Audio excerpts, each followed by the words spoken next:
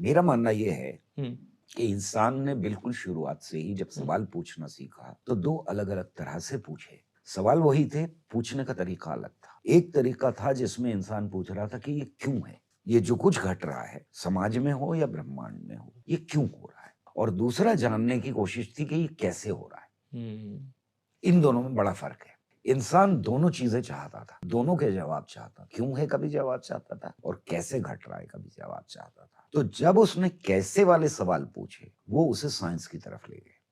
Okay. Science जिसमें हमेशा का कोई सच नहीं था, क्योंकि जैसे-जैसे ज़्यादा हमारी नॉलेज बढ़ती गई, हमारा ज्ञान बढ़ता गया, हमारी हुँ, ऑब्ज़र्वेशन बढ़ती गई, हुँ, हमें नए डेटा का पता लगता रहा, नए आंकड़े आते रहे, हुँ। वैसे-वैसे हमारी समझ विकसित होती चली गई। पर जब हमने क्यों से पूछा, तो उसका आसान जवाब था भगवान की मर्ज़ी।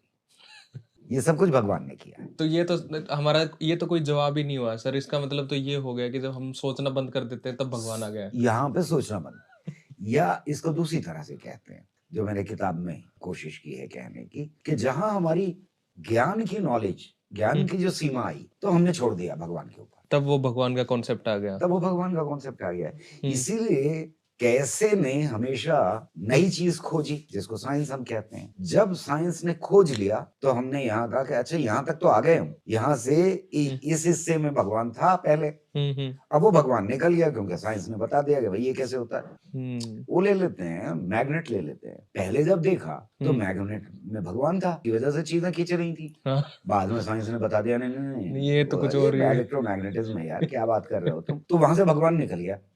हाँ, मैग्नेट में से भगवान निकल के और दूर चला गया।